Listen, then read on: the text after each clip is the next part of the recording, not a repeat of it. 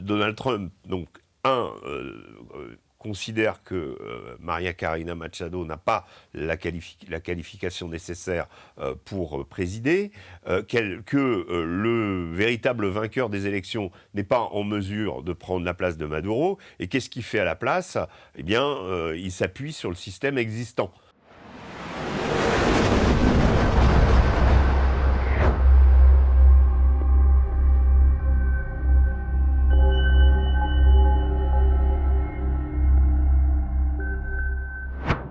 Bonjour Régis. Bonjour Joséphine.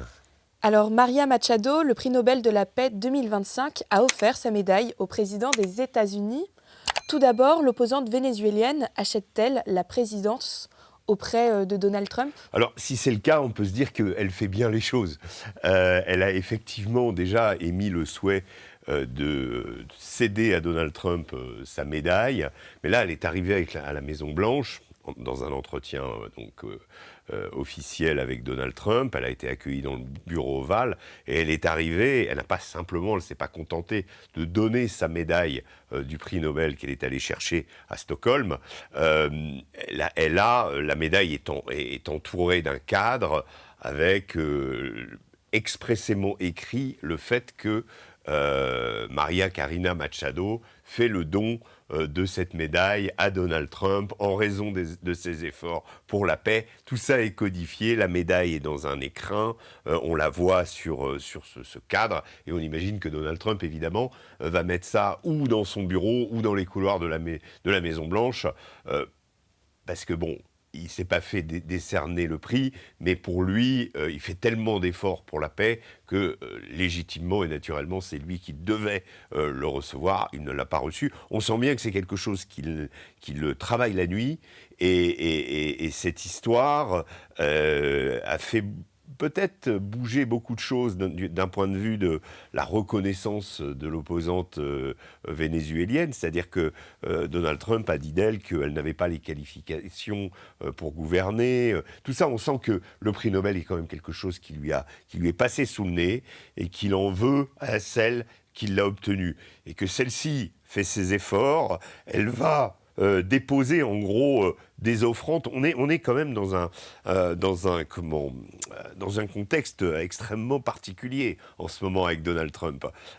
Cette marque d'attention pour espérer être considérée comme la candidate de l'opposition et espérer succéder à Nicolás Maduro, parce que c'est la démarche, c'est la principale opposante, ça sera peut-être fait s'il y a des élections. S'il y a des élections, il faut que les États-Unis poussent pour ce qui est des élections, parce que pour le moment, les structures chavistes et la présidence d'Elcy Rodriguez en exercice, pendant 90 jours, elle assure l'intérim de Nicolás Maduro. Pour le moment, on ne parle pas d'élections, on pense qu'il va y avoir des élections, mais il faut que Maria Corina Machado, qui est l'opposante principale, puisse concourir pendant ces élections. Donc elle a besoin du soutien des États-Unis. Évidemment, après, on imagine qu'elle sera extrêmement reconnaissante. Ce qui est très intéressant, je trouve, avec l'attitude de Trump, c'est qu'on est vraiment dans un contexte où la démocratie américaine a des tentations d'empire. J'avais écrit un papier, Donald Trump, la tentation de l'empire, mais c'est un peu ça. Je relisais des pages de l'histoire de la Perse, justement, autre front sur lequel Donald Trump est extrêmement présent en ce moment avec l'Iran. Dans la Perse, à l'époque des empereurs Darius et Xerxès, les peuples du monde entier venaient déposer, ils faisaient des kilomètres, des centaines, des milliers de kilomètres pour venir déposer au pied de l'empereur des offrandes. Là, on a un peu l'impression que c'est la même chose, c'est-à-dire que la présidente, la principale figure d'opposition vénézuélienne vient déposer une offrande à Donald Trump, en l'occurrence, lui donner sa médaille du prix Nobel. Voilà. Mais pourtant, Régis, vous l'avez dit, le président américain avait estimé que Maria Machado n'était pas qualifiée pour diriger le pays. Qu'en est-il aujourd'hui ? Disons qu'il a refusé, d'une part, de mettre de considérer, par exemple, le dernier vainqueur des élections. Vous savez, les élections se sont déroulées au Venezuela en 2024. Nicolás Maduro, avec un comité électoral, a décidé que c'était lui qui avait remporté les élections. En réalité, c'est plus probablement quelqu'un qui s'appelait Eduardo González, personne d'un certain âge, mais qui avait donc, qui est pour l'Europe, en tout cas, le candidat, et pour les États-Unis, le candidat qui a gagné, puisque rappelons quand même que la dernière élection de Nicolás Maduro, sa dernière réélection à la présidence, n'a pas été, on va dire, validée. En tout cas, les États-Unis et l'Europe n'ont pas reconnu la présidence de Maduro. Il y a ça aussi. Et donc, on pourrait penser que celui qui a gagné l'élection, ça va être lui qu'on va mettre au pouvoir. En fait, pas du tout. Donald Trump, donc, considère que Maria Corina Machado n'a pas la qualification nécessaire pour présider, que le véritable vainqueur des élections n'est pas en mesure de prendre la place de Maduro. Et qu'est-ce qu'il fait à la place ? Eh bien, il s'appuie sur le système existant. Pour l'opposition, c'est quand même une pilule assez amère à avaler, en considérant finalement que les États-Unis sont venus peut-être probablement uniquement pour le pétrole, pour mettre la main sur le pétrole. Et si ils mettent la main sur le pétrole et que ça arrive à se faire confortablement, sans accroc, avec Delcy Rodriguez, il est fort à parier que les Américains continueront à appuyer le pouvoir chaviste, qui cette fois-ci aura, par un hasard de l'histoire, changé de camp, on va dire, et que l'objectif d'imposer la démocratie, vous savez, c'est des choses qu'on entend depuis l'Irak, l'Afghanistan. On ne fait pas simplement, on ne va pas à l'extérieur pour abattre un tyran, mais on veut faire le don de la liberté, apporter la démocratie, les bienfaits américains dans le reste du monde. Tout ça, c'est du vernis. En réalité, ce qu'on sait très bien, c'est que les Américains sont là pour des objectifs de conquête, des objectifs qui suivent leurs intérêts, et que leurs intérêts en ce moment, c'est de renforcer leur empire, on va dire leur zone, de la même manière que Poutine renforce sa zone d'influence, de manière que la Chine également renforce la sienne, et qu'on est dans une période où au droit international s'est substitué celui des intérêts avec, s'il le faut, l'usage de la force. Mais est-ce que c'est vraiment possible aujourd'hui de se transmettre le prix Nobel de la paix à travers une médaille ? Alors absolument pas. Il faut remonter aux origines du prix Nobel de la paix. Ça a été, Albert Nobel, qui était un industriel savant du 19e siècle, de la fin du 19e siècle, qui dans son testament d'ailleurs qui est visible au musée de Stockholm, qui est une forme de papier A4 plié, donc c'est écrit sur 4, c'est tout simple, il a décidé de céder sa fortune, quelques 220 millions d'euros, ce qui à l'époque était considérable, à des gens qui contribuent à la paix et, on va dire, à l'amélioration de l'humanité dans des domaines comme la physique, la chimie, l'économie, etc. Il a fait 4 catégories. Et en fait, donc, le testament date de 1895, mais c'est en 1901 qu'on a commencé, après avoir mis en règle, on va dire, et en ordre la fortune d'Alfred Nobel, on a commencé à distribuer sa fortune selon son souhait à des lauréats tous les ans. Et donc il y a un comité Nobel qui siège et qui indique que selon les règles imposées depuis 1901, le prix ne peut être ni cédé, ni prêté, qu'il est acquis de façon définitive. À partir du moment où vous avez le prix Nobel, même si on découvre après que vous avez tué votre mère et votre père, vous conservez le prix Nobel. Donc c'est quand même quelque chose de... Les règles sont très strictes et il n'est absolument pas possible de céder, et c'est jamais arrivé d'ailleurs dans l'histoire du Nobel, ce n'est absolument pas possible de céder le prix à quelqu'un d'autre. Donc là, quelque part, Donald Trump s'octroie, avec l'accord du concerné ou de la concernée, le prix Nobel de quelqu'un d'autre, en fait. Voilà. Enfin, Régis, pour terminer cette émission, avec le Venezuela, Donald Trump a-t-il indiqué au reste du monde qu'à présent, c'est lui qui écrit les règles ? Oui, c'est ce qu'on a. C'est vraiment la façon dont Trump procède, il y a eu quand même des déclarations cet an dernier qui ont été quand même assez... le New York Times a fait une interview avec Donald Trump et le journaliste lui a demandé s'il existait s'il avait des limites à l'exercice de son pouvoir. Et Trump a admis qu'il n'en avait aucune, que la seule limite qu'il s'imposait à son pouvoir, c'est sa propre moralité. Ça veut dire que pour Donald Trump, quelque part, on va dire, les contre-pouvoirs, le Congrès, l'exercice de la démocratie finalement, mais même l'élection, puisque on va arriver en novembre aux élections de mi-mandat, et hier il a déclaré, parce qu'il sait très bien qu'il risque de perdre ces élections, que le fruit de l'action de Donald Trump en politique intérieure américaine, pour le moment les résultats sont quand même assez mitigés, et donc Donald Trump, sachant qu'il y a une possibilité qu'il perde l'élection, a dit on se demande même pourquoi on a besoin d'une élection. On a besoin de cette élection. Sous-entendu, on n'en a pas besoin. Sous-entendu, on pourrait s'en passer. C'est quand même des propos quand même assez inquiétants. Donc la seule limite, sa propre moralité, et on peut se passer de l'élection. Là, on peut se dire, oui, voilà, on est passé quand même dans une dimension un petit peu différente. On peut se demander si, en particulier, les États-Unis ont lancé leur opération contre Nicolas Maduro pour changer le régime à Caracas. On peut se demander si finalement le régime il n'a pas changé à Washington, en sachant qu'il a été conservé à Caracas, vous voyez.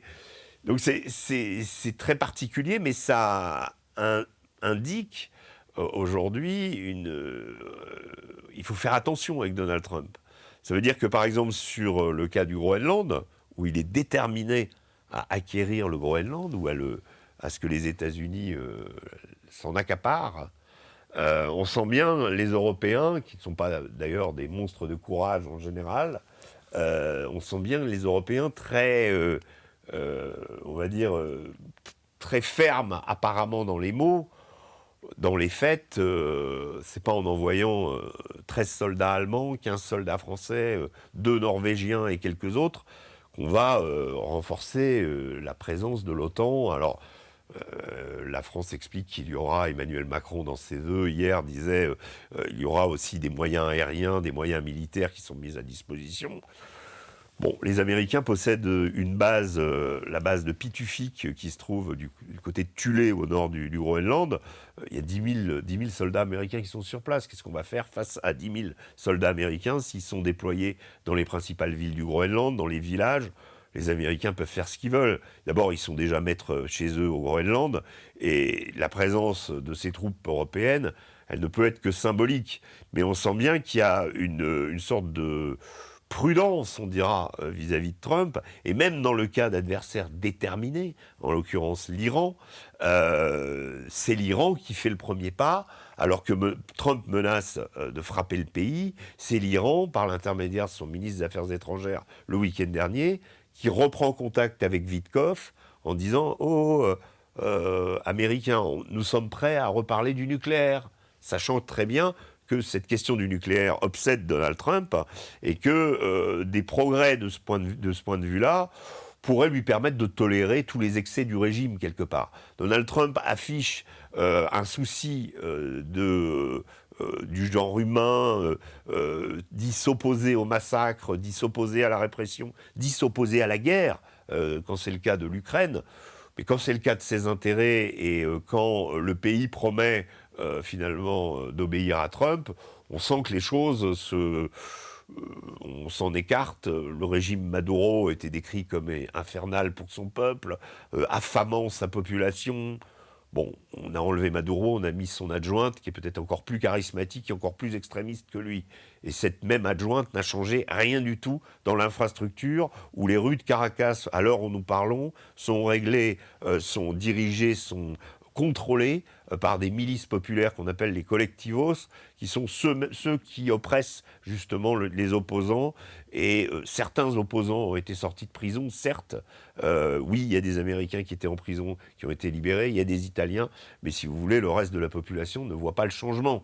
Donc là, la position de Donald Trump humaniste s'efface assez fréquemment pour laisser la place au Donald Trump affairiste, au businessman, aux joueurs de casino aussi, parce qu'il y a toujours ce sens du bluff. Il ne faut pas oublier que Donald Trump a commencé sa carrière dans les casinos, en construisant des casinos, en faisant de l'immobilier et des casinos. Donc il voit les ruines comme un potentiel d'investissement pour refaire des immeubles et faire un Eldorado, c'était le cas de Gaza. Et pour ce qui est de sa manière de jouer, pour lui, quelque part, le monde entier est une sorte de tapis de roulette, où on attend que le numéro sorte, ou plutôt une partie de poker, où il a des cartes, où les autres ont des cartes, mais on joue au poker menteur très souvent.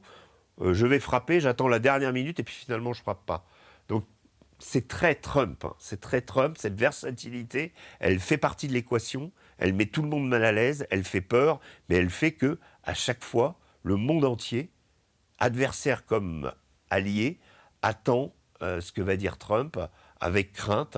Et on est actuellement dans un gouvernement mondial, même ses adversaires, même Vladimir Poutine. Les Russes impressionnent Trump par leur capacité à faire la guerre et par leurs valeurs, entre guillemets, qui sont assez proches de celles de Trump. On va dire que c'est un versant traditionnel, une vision traditionnelle des sociétés. Et ça, Trump, on va dire, a une certaine admiration pour Poutine.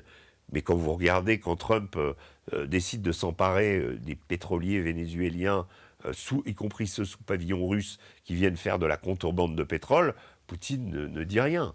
Enfin, il proteste, mais il n'y a pas d'action, ou très peu. Donc voilà, alliés comme adversaires, actuellement, s'interrogent tous les matins sur que va dire Trump, qu'est-ce qui va se passer, qu'est-ce qui va encore nous sortir. Et parfois, d'un tweet à l'autre, on voit que l'opinion a pu changer. On l'a vu avec cette montée en puissance, cette montée en gamme de la guerre au Venezuela, en Iran, où Trump explique aux manifestants « Allez-y, l'aide arrive », et puis décide d'ajourner les frappes. Où il dit oui, discutons avec l'Iran sur le nucléaire, et puis au milieu de soirée, il dit « Toutes les discussions sont terminées ». Là, on se dit « Il va frapper ». Puis après, il explique que les Iraniens lui ont dit, ou qu'il a appris que les Iraniens n'allaient pas exécuter les fauteurs de troubles des manifestations. Donc il dit, voilà, j'ai réussi ça, j'arrête les frappes. En réalité, la raison pour laquelle il a arrêté les frappes, c'est essentiellement parce que ces frappes risquaient de créer un chaos dans la région et que l'Arabie Saoudite, l'Irak, le Qatar, le Koweït, beaucoup de pays arabes sont venus le voir, Israël également, en disant c'est pas le moment pour la région. C'est d'ailleurs intéressant de voir que tous les voisins de l'Iran, y compris son ennemi juré Israël, sont allés voir Donald Trump en disant essayons de ne pas faire de frappes en ce moment, c'est pas le moment, l'Iran pourrait riposter, l'Iran est peut-être en meilleure situation militairement qu'elle ne l'était en juin dernier lorsque Israël l'a attaqué et que les États-Unis ont frappé ses sites nucléaires. Donc en tenant compte de ce doute, c'est la raison pour laquelle Donald Trump a décidé au dernier moment d'ajourner et de ne pas frapper. Merci Régis. Merci Joséphine.